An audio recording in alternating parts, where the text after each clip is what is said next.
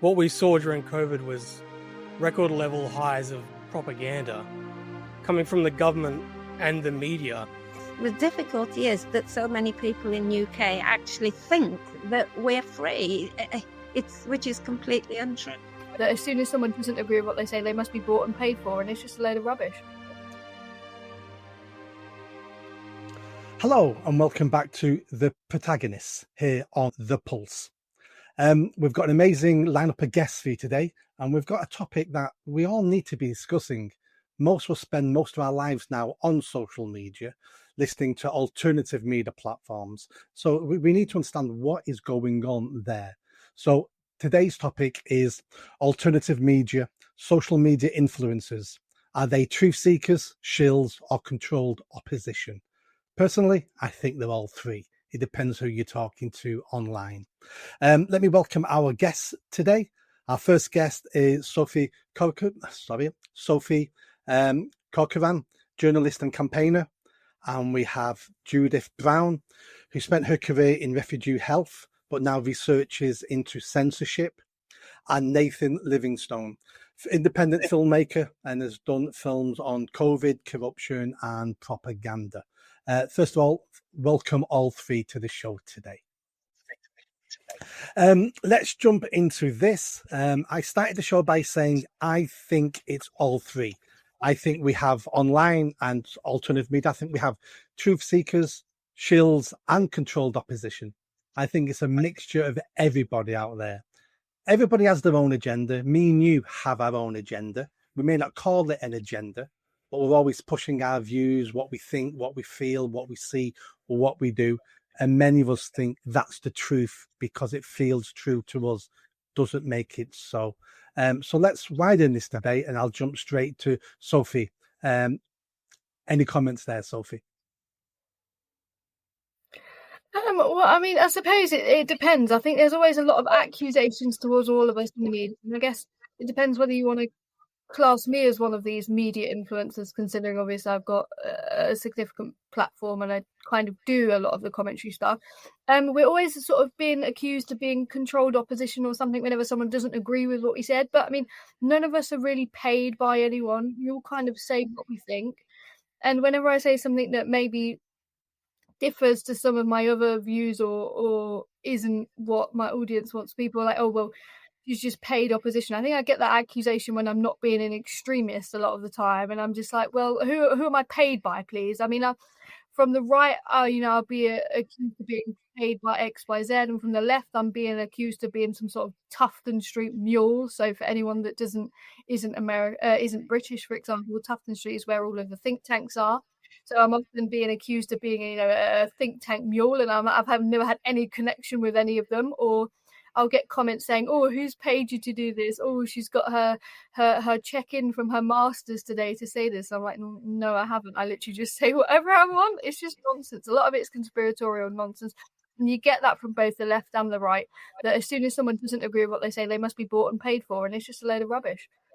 Isn't the truth there that people are thinking, I'm right, I'm moral, I'm pretty perfect, and if Sophia doesn't agree with me, then she must be being paid to say that, because surely she can see that my view, my opinion is the best opinion. So she must be paid to say that.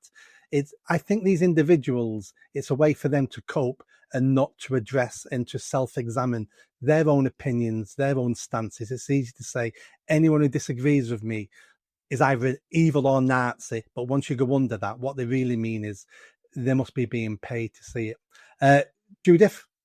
Watching fact-checking recently, and of course fact-checkers are paid to give opinions, and they're paid by the powerful and by those with immense wealth, and they sort of go through everything, alternative media, mainstream media, and make social media, of course.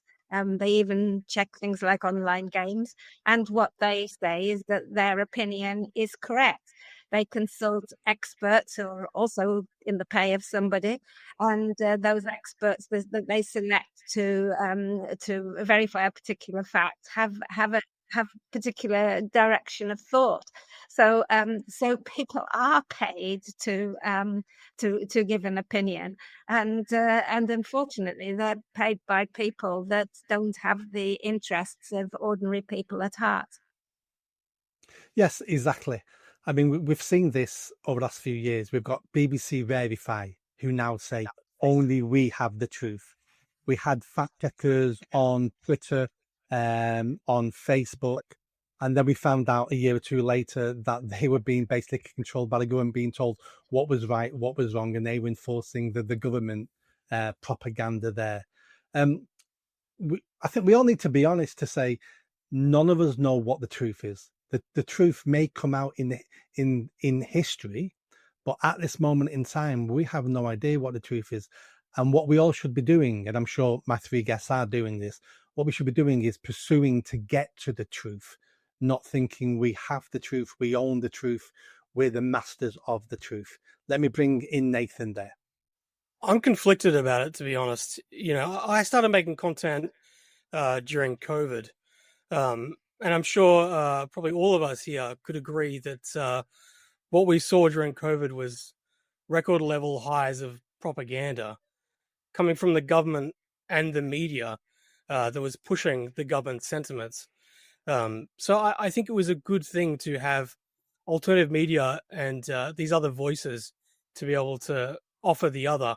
But more and more I'm becoming disturbed, and I feel like I'm seeing alternative media fall into the same traps that the mainstream media fell into, where I think that there's biasy, there's money coming from places that there probably shouldn't be. There are people who are mingling with people that they shouldn't be, and they're too close to stories, and that's influencing their reporting.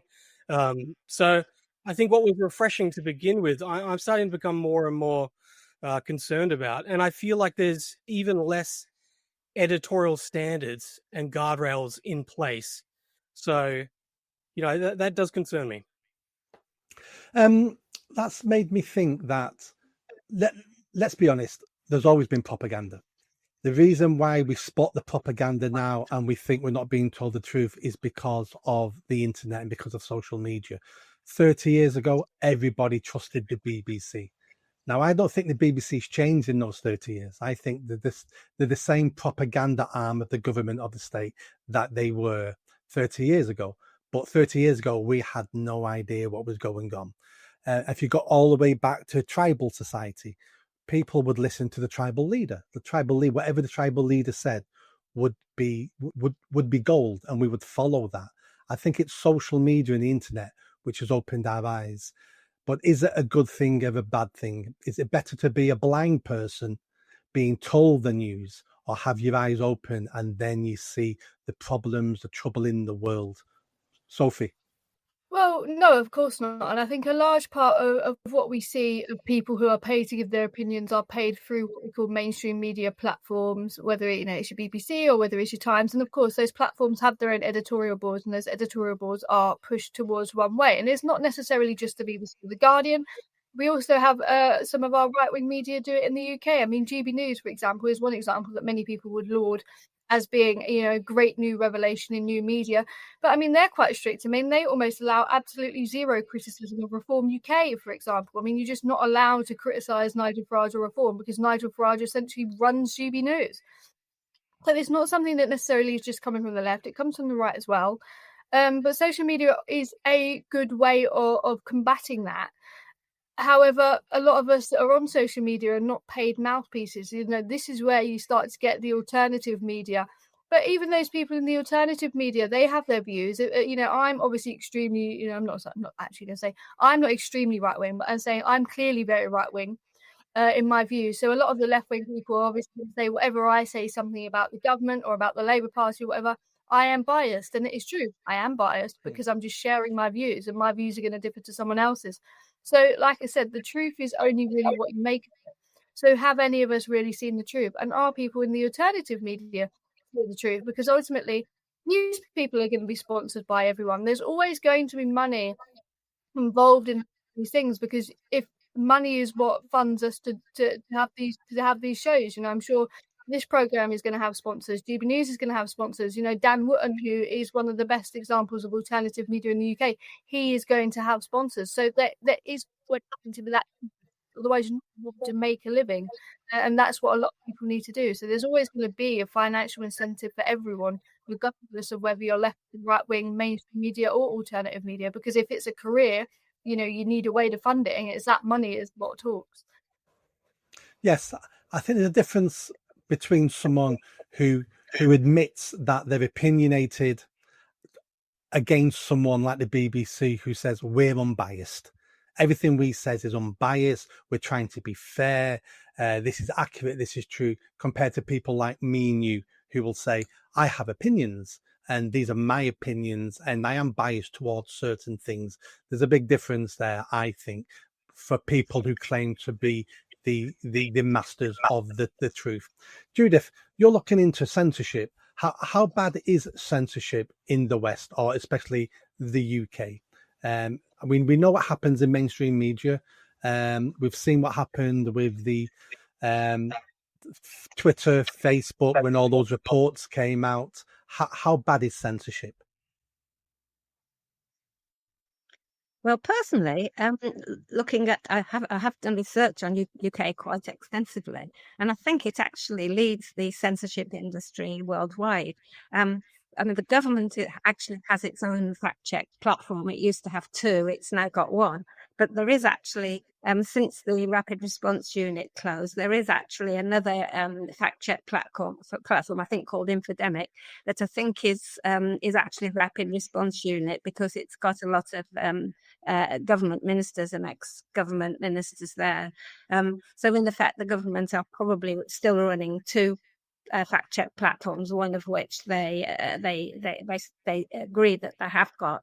But it's not only that, but they fund so many large NGOs that control information. I mean, the Integrity Initiative was one. There are just a whole host of them that are very heavily government funded.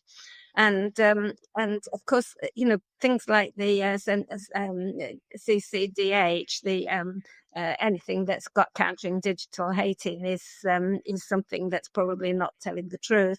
I think the word hate is a good indicator.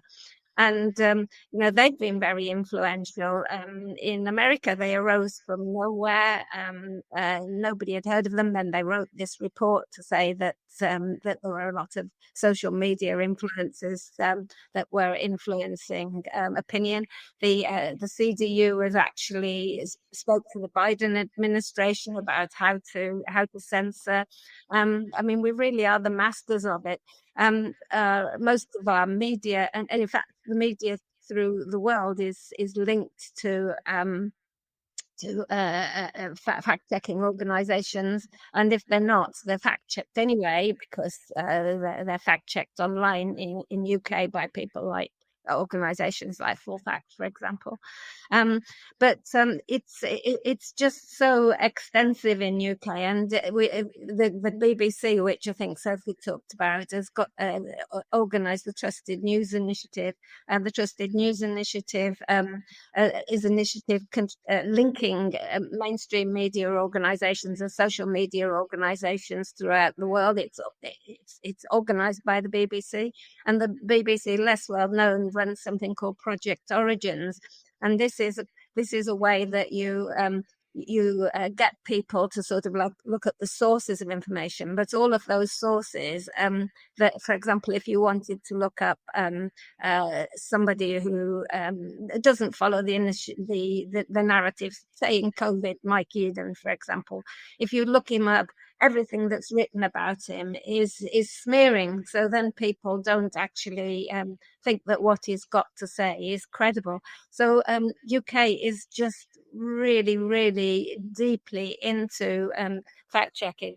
But the difficulty is that so many people in UK actually think that we're free, which is completely untrue. Nathan, the internet, social media is fairly new.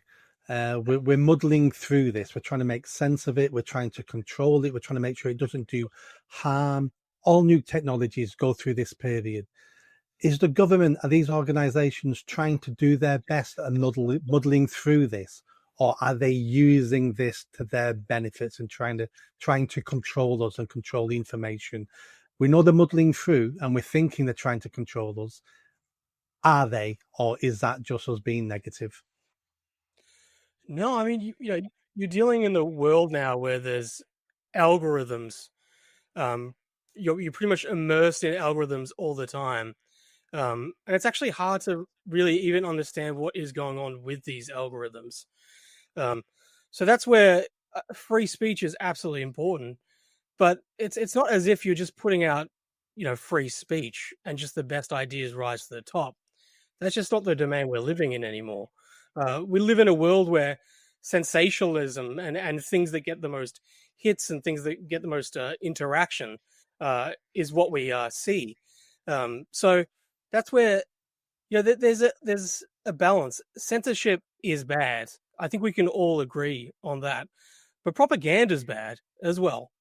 So when you're just confronted with so much noise that it's hard to even pass through it and figure out what's true and what's not, that's also a negative that we also need to combat against.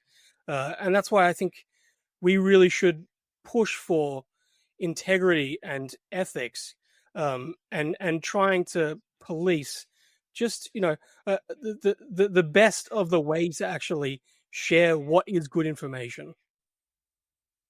Yes, excellent point there. Please stay with us. We're going to a short break now here at The Pulse, and we'll carry on this conversation when we get back. Welcome back to The Protagonists here at The Pulse, where we're discussing alternative media and social media influences. Are they truth seekers, shills, or controlled opposition? Sophie, let me jump straight in with you. We're in a mess. Social media can be entertaining. It can be extreme. I mean, you've had some serious abuse on social media. I've seen what you get. Are we in a better position because of that? Not because of the abuse, obviously, but because we have such a vehicle now called social media where we can communicate across the world. Are we in a better position, even though it's not so pleasant at the moment sometimes? Well, look, I think it's really interesting because I did my university project on this actually, which was great. So thanks to all the people that sent me abuse, you actually got me an A in my university project without me having to do any work, because I just had to cut out all of the horrible things they say about me. But no, I think, look, social media is really important. I don't think that we should be policing people's views on social media. The UK, we are some of the most absolutely prolific for it. I think it was something like 1,000 people every single month are arrested for what they say online. Of course, we do have the mother that is currently sitting in jail for something she tweeted. I would much rather be able to speak freely and have to contend with some of the abuse that I get, which is very much in the hundreds a day category. Some of it's obviously quite bad, but I would much rather deal with that. I mean, I don't really care what people say. I tend to forget that people are actually real on social media. I don't think they are, in my view. But I would much rather put up with that, and I have put up that with a long time, than social media companies bringing in censorship. Of course, when people are threatening to kill you and things like that, it's not always the best thing in the world, and sometimes you do find yourself having to look over your shoulder. But I mean, it's not something I've just encountered online. It is in the street as well. That is just the nature of UK politics, unfortunately. And a lot of the abuse that I get is mostly about the way I look as well, so it's not too bad. I don't tend to care. But I would much rather social media be open and away from censorship and have to deal with that negative side of things, as opposed to social media companies being more censored. I do think there are good arguments to censor some things online, for example, graphic porn and all of those sorts of things. But I mean, hurting words on the internet are not something that is really going to affect you. I mean, if somebody's threatening to kill you, absolutely, that is something that shouldn't be accepted and it shouldn't be tolerated. But people just insulting you or disagreeing with you, I think shouldn't be censored. But it was for a long period of time. I think there has to be a line to walk here. I don't agree with censorship for the most part. Insult me however you want. I do think that, if someone is threatening to turn up at my house and kill me, then yeah, I do think that, maybe that shouldn't be allowed. But in a sense, I would much rather that be allowed if we have to than have something else censoring what we have to say online, because it's really important to have that freedom of speech. We don't have it in the UK at the moment. We don't. I think the line for me, and I think this has to be the line, otherwise it starts a personal opinion. The line for me is the law. If I can say something to you in the street and not get arrested, then I should be able to say it to you online and not get arrested. Now, our laws are too strict, even on the street. You can get sent to jail. So we need to change those laws. But I think the internet should have the same laws as the street, as the country. And I think that's the only way we police it. Judith, is there anything we can do? Is there any way we can not improve social media, but is there any way we can control it that doesn't start impinging on freedom of speech and freedom of expression? Or is it just the way it is and we're going to have to learn to deal with it? Well, see, I actually don't think that the issue is social media. I don't believe in censorship at all, except like you, illegal speech. And I think that Sophie also indicated that too. But I think that one of the things that's happened now, which is probably because whoever controls the world wants to have people in different camps so that they can say negative things to each other rather than debating. And I just think that what we've lost is the means to learn how to debate. I mean, if you look at I think it's really evil. It must be much bigger than fact checking now. Media literacy training, and it trains people, brainwashes them in a way to sort of think in a certain way. It's very covert. People don't know that this media literacy training is going on.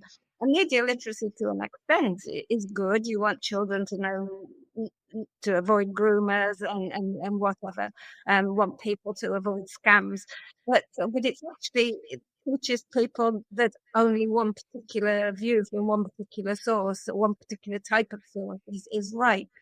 So when people have that view and they're sort of brainwashed into that view, then they meet somebody like Sophie, who actually, I mean, in terms of politics, in terms of age, we're completely different.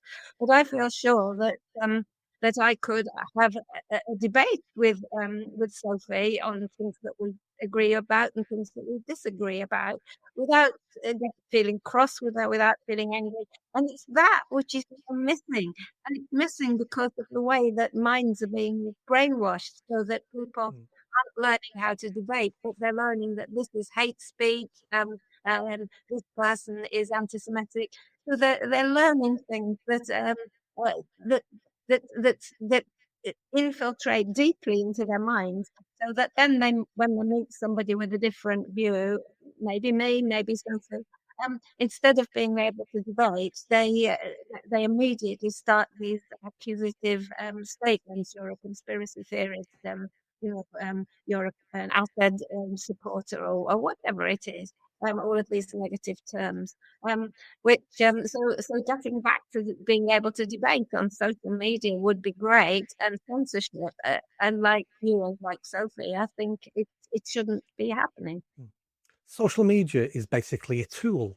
That's all it is. It's a tool we use. If people are using it incorrectly or abusing that tool, it's like a knife. A knife has many, many uses. You can butter your bread with a knife, but you can kill someone with a knife. The knife per se isn't the problem. It's the person wielding the knife that's the problem. And that's what we see on social media. Half the people on social media who criticize me, I look at the criticism and go, you didn't even read the tweet. Or if you did read it, you can't read, because I did not even say that. And I think we talked about media literacy. I think we need to talk about literacy. Please read what I wrote and then criticize what I wrote, not what you think I wrote, what I actually wrote. And sometimes it's so blaringly obvious. And the reason why they do that, it's tribalism. We are tribal creatures. And we see it at football matches. We see it in all our walks of life. We're very tribal, and it's very easy to be tribal when you're sat in your bedroom or your living room on your phone, no one's around you, and there's no consequences to your actions or what you say. We kick straight into my tribe, my team, my side. Nathan, how much of that is a problem? Tribalism. I mean, it's a big problem, and I think we talk about social media being a modern form of a town square, and that's why free speech is important. But I think that's where, when you look at social media, I mean, you're dealing with people who can game the system. You're dealing with bots. You're dealing with people who can open up infinite amount of accounts. You're dealing with people who can gain big influence, and they can support each other up. You're dealing with, I mean, on X even now, it's, you're dealing with Elon Musk, who not only owns it, but I mean, he engineered it so he could have his posts boosted higher. So there's all these things there that makes it very hard to actually have a discussion and have a debate like you would have in a town square. And I think that's where I think it is important to not to censor, but I think tools are important. X has a community notes function, and I think this is a good function. It's democratized, so people can opt in to become someone who can community note, and it's all open source, so you're able to see what's going on. And I think this is a good function because it does apply a truth to something. Because so often you see these posts that go incredibly viral that are just blatant lies. And the problem is on X is that you're incentivized to lie, because you can get more engagement by things that are sensational and you get paid from it. And there's no disincentive to lying. So that's why I think something like a community note is a good thing, because it does show, hold on a second, this is actually false information and you should be aware of that. But I also, you're now seeing AI into the situation. So with X, there's Grok, and there's all these other alternatives. So people are becoming more and more lazy, where they just ask Grok, is this true? And that's its own danger now, because again, you're passing your own literacy and that own ability to actually look up something for yourself, and to try and actually gain knowledge, to AI, which is incredibly terrifying, the ramifications of that, and who controls that. But haven't we always done that? Haven't most humans been stupid, lazy individuals who don't think, who don't research, who always repeat the last thing someone else said? And social media has been designed to promote that and to make money from that. Nathan, let me jump straight back to you. Maybe, but I think in the past there wasn't an equivalent where you're on social media and you're online this amount of time. So it's a reality that with younger generations we're having to grapple with. Like you said, social media is new, so these larger ramifications of what it does to us in our societies, and even just psychologically, especially with children. I mean, we're trying to grapple and figure this out, but I don't think necessarily it's a net benefit for children to be online 24/7 like they pretty much are now.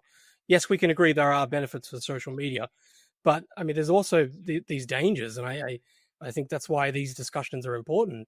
Because how do you strike that balance where you don't veer into the lane of censorship and you give over your parenting abilities to the government, but at the same time, how do you actually tackle these very real dangers?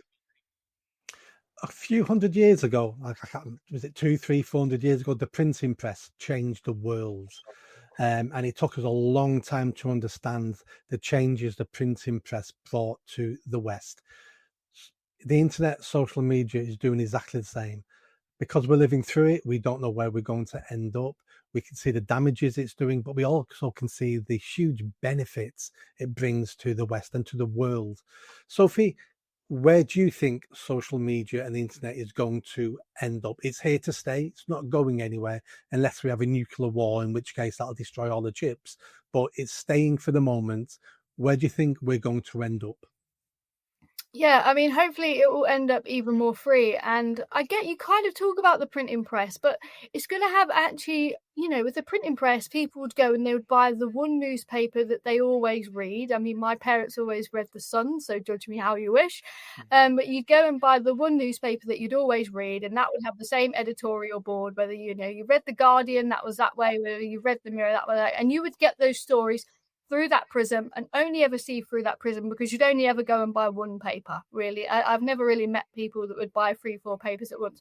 But with social media, you've now got The Guardian, and then you've got the Daily Mail, for example, and all of those stories coming to you at once, whereas before you'd only read one paper and that's all you'd actually see. So now with social media, your options to diversify the school of opinion, even based in one story, it is far greater perhaps than what it was when you were just relying on one paper. And I think that social media, I think, has aided tribalism, but I don't think it was the cause of tribalism in politics in the UK. I mean, you guys may correct me if I'm wrong, because obviously I'm a lot younger than you. But for my generation, we grew up in the generation of Brexit. I mean, Brexit happened when I was in very early secondary school. So that's when we started getting a phone, we started getting social media. And that was when politics in the UK become extremely tribal, become extremely aggressive, when insulting people became far more normalized, where we had this idea that if somebody had a different opinion with you, you couldn't be friends with them. It didn't really happen, or in my view, from what I've heard, because I was young, it wasn't that case before Brexit. So for my generation growing up through Brexit and after Brexit, this is how we have grown up thinking. This is how politics is done, and this is how politics has to be done. And that if you've got your view, you cannot be friends with people of the other view. And that is what has really sparked the tribalism in social media. And of course, when my generation have grown up only knowing that is how my generation conducts their politics, because we weren't around in the pre-Brexit generation when it was normal to Labour and things like that. So I think that's actually had a massive impact on it. I don't think it's something that you can actually blame social media for. Social media has been the vehicle of it. It has definitely worsened it. But for my generation, the actual cause is because we grew up in a society that was so partially divided by Brexit, and that was how politics was conducted at the time. So that is how my generation viewed that politics should be conducted. And of course, that's not the case, but that's the reason for it. Yeah, I mean, social media didn't cause tribalism. We're a tribal creature. We already have tribalism in us. Social media just taps into that. You're too young to remember this, but I remember the early 80s with the miners' strikes. That was extremely tribal. We're just a tribal creature, and we're always looking for sides, and we're always looking to be on a side, because if you're on a side, you have protection there. And if you lived in a small tribe 2,000, 20,000 years ago, you needed a tribe to survive. It's built into us. The very heart of us is tribalism. Judith, where do you think we're going to end up with social media? Great user of social media myself. I was quite active on social media, but I think that since I've started posting things about censorship, strangely enough, I've been censored, and now that Facebook has told me that my posts will go nowhere. And I used to like Twitter because it gave me very up-to-date news, but I got disillusioned with that. And I think that you end up in a sort of an echo chamber anyway, because if you, for example, relating to the COVID era, which I was strongly against the official narrative. So therefore, you tended to be on Twitter, you tended to be amongst people who had the same view as you. And so I think that that I can see what Sophie says about it's possible to look at different views, but I think that people end up by getting into a silo. But I think that what's quite interesting, when I became interested in censorship after I worked in the Middle East as an aid worker in Lebanon and Yemen, and And when I was there, I was really shocked because the things that I was seeing with my own eyes were completely the opposite to what I expected. My experiences were very different. I mean, Arabs were sort of like so warm and welcoming and hospitable and generous, and had no feelings of negative feelings towards me, for example. I mean, it's just one example. But the strange thing was that when I came back, I live in Somerset, where this, the population is largely indigenous. And if I sort of like expressed those sorts of opinions, I actually found that people's opinions of me went down. They sort of like, they saw me as a stooge, as an Arab stooge or whatever. And so people were sort of like, they weren't thinking, oh, Judith worked in the Middle East, so if I have an opinion on the Middle East, saying that women are always subservient, exactly the opposite in my view. But so if I actually said I don't think women are subservient, then instead of people saying, "Oh, tell me more, I don't know much about Arab countries, and you've lived in Arab countries," instead of saying that, they all join forces to contradict me, and which seemed rather strange. So I think that people have been tribal, as you know, I remember the miners' strike very well. Certainly, politics was always very tribal, and the difference between socialism and conservatives was much more marked when I was younger, and people joined those particular political groups. So I think it's tribalism is long-standing, and maybe in some ways it's been emphasized by social media, but I don't think social media is the source of tribalism. No, absolutely not. Tribalism is built into us. It's part of our DNA. We need to take a short break now, but when we get back, I'll jump to Nathan and let's carry on with this conversation here at The Pulse. Welcome back to The Protagonists here on The Pulse, where we're discussing alternative media and social media. That's easy for me to say. Nathan, where do you think we're going to end up? Oh, I don't know. That's a big one. Look, I, I like, I like I like the worldview that Sophie puts forth, and this idea that now there's so much diverse information that people are able to, pick and choose and consume what they want, and to be able to compare each other. But I just don't think that's how people are built, unfortunately. I think we like to think of ourselves as these truth-seeking animals, but I think in fact we're driven to actually find comfort and to reaffirm our status quo. And I think that is also linking back to, as we were speaking, with tribalism. And yeah, social media certainly didn't create tribalism, I mean, for sure, but I think it has definitely amplified it. Even in my lifetime at 35 now, I don't think I've ever seen the West as fractured as it is. And it's hard for me to think of a scenario where we're going to come together.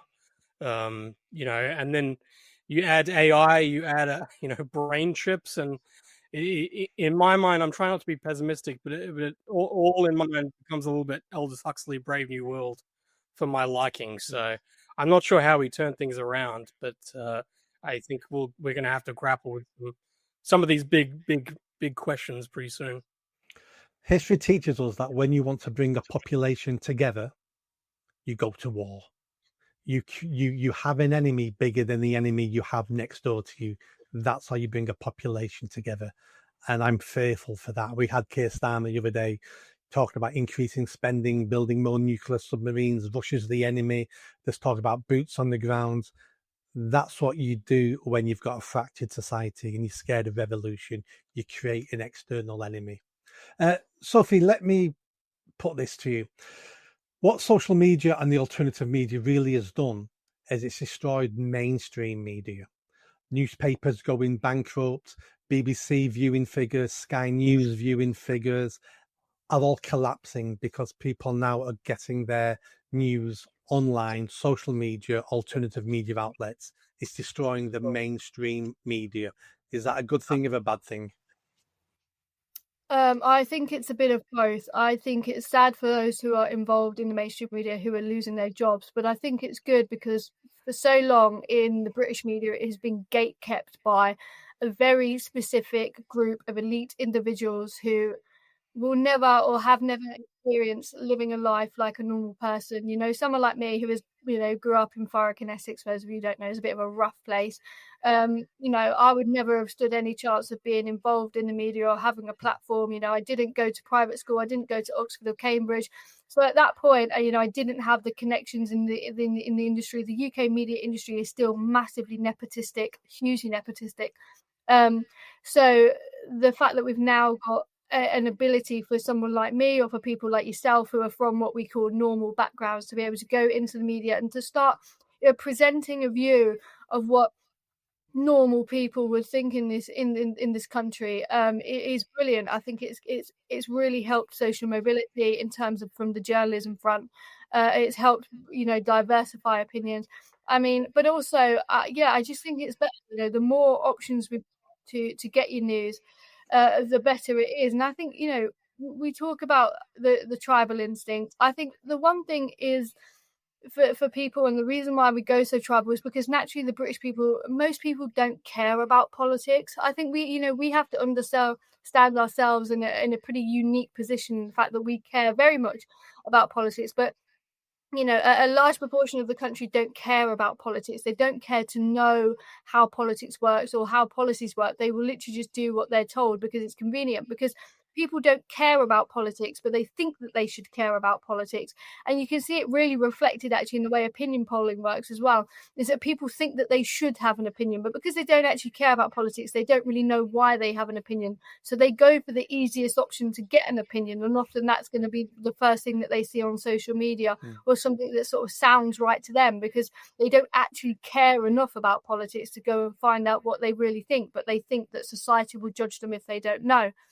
I think that's one of the reasons it's so tribal, and it's because it's convenience. It's convenience to be given an opinion from a mainstream media source and adopt that as your opinion because you're too lazy to go and get one yourself. Because the reality is you don't actually care about politics because you've got much more pressing things going on in your life, and that's something that we have to accept about people in politics as a whole. But yeah, I mean, I think it's quite good that there's an alternative media that is allowing people like me, like yourselves, like all of us. Not sure all of that. Yeah, actually, I have done quite a bit of mainstream media in my lifetime, but a lot of us wouldn't be platformed on mainstream media. So it is giving us a chance to express our views that we wouldn't have before. I used to be on mainstream media every now and again when I was running a charity and when I've stood for the Mayor of Greater Manchester last year. I remember being in the BBC in Salford and the presenter saying to me, I said the BBC's got an agenda, and he says, we've not got an agenda. He goes, look outside this window at all my staff. He goes, they're very diverse, very diverse. I went, what do you mean? He went, look, a black person, a Chinese person, they're an immigrant, they're gay. And I said to him, this wasn't live on air. They wouldn't have this conversation live on air. And I said, do they all think Black Lives Matter? And he went, yeah. I said, do they all support the LGBTQ agenda? Yeah, but so they're not diverse then, are they? When you say diverse, you just mean they look different.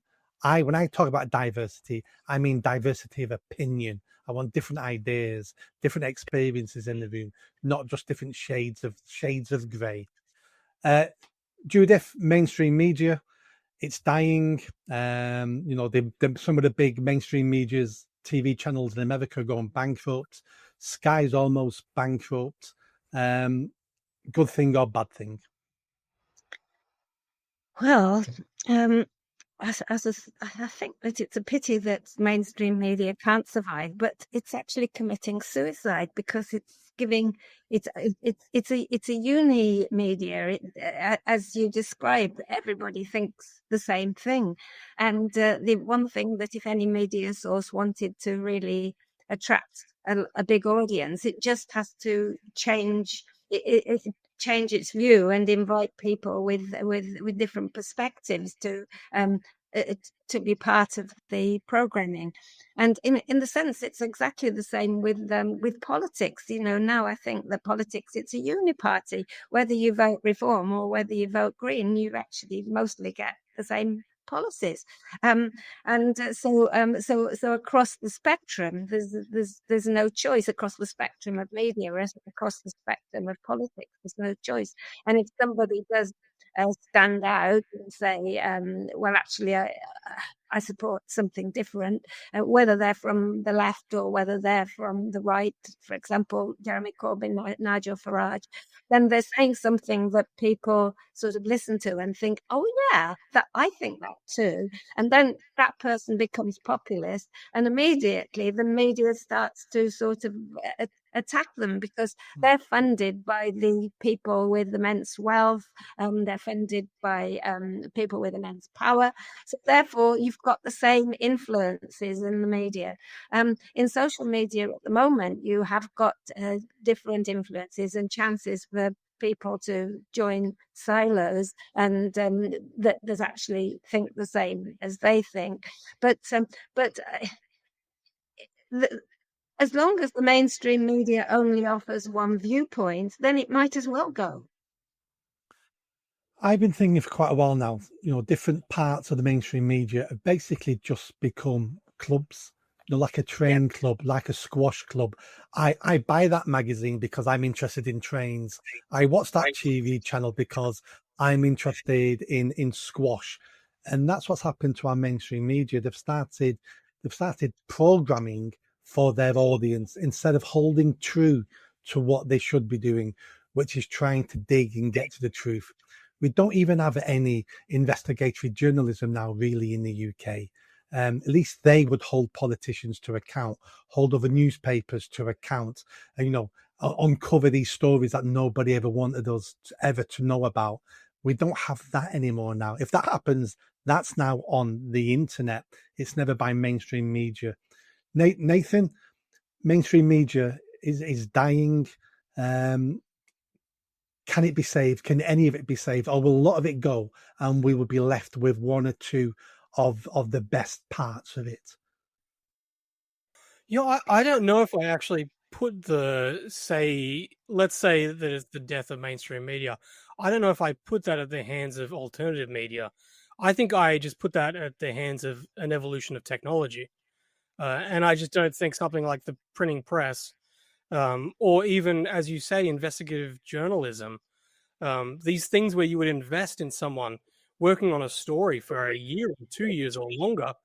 Now it's all about just the quickest headlines, who can get it out fast, be the first person. Accuracy isn't important, clicks are more important. And I think that's led to the downfall of mainstream media. But I think that's also the business case for alternative media as well. And that kind of speaks to the pitfalls for it. I know mainstream journalists. There are all the issues that we've spoken about with mainstream media and mainstream journalism. But I also, the mainstream journalists that I know genuinely believe about journalism. And they are attempting to tell the truth. And they are attempting to cover things fairly. So that's why I can't just paint them all with a broad brush of saying they're all propagandists. My question is, I actually don't see much in the way of alternative media replacing mainstream media in the form of journalism. I think it's more in the form of Joe Rogans and Theo Vaughns and comedians and things like that. Now, maybe that's a positive to Sophie's point, where it's like, that's good to see these people have these opportunities that's outside of the kind of the class of people that we think of journalism's in the past. But I wonder if that is a good thing, that now people are getting their news from comedians and these other sources that I think are less interested in the truth and more interested in entertainment, as opposed to journalists who I believe the majority of them were genuinely interested in, and still are interested in trying to uncover the truth. We're in a muddle. I think we all agree we're in a muddle, and we're trying to find our way through this to get to a better result. You've all got about 15 seconds left. Let me jump to Sophie. Sophie, your last point, and you've got about 15 seconds. I think before people just weren't getting their news. Now they're getting it from people like comedians, because news is becoming more entertainment and politics is becoming more popular. But again, it always goes back to the fact that most people don't care about politics and that they're inherently lazy with it. Judith, Sophie, you've got about 6 seconds. Well, I just think that what we need is diverse views, and wherever that comes from, that has to be good. Thank you. Nathan, you've got 5 seconds. I'd say just do your best not to share rubbish. That's my advice. Too much of that from what I see. Well, if we're not going to share rubbish, then there's no point having the internet. Thank you to my 3 wonderful guests here at the Protagonist on the Pulse.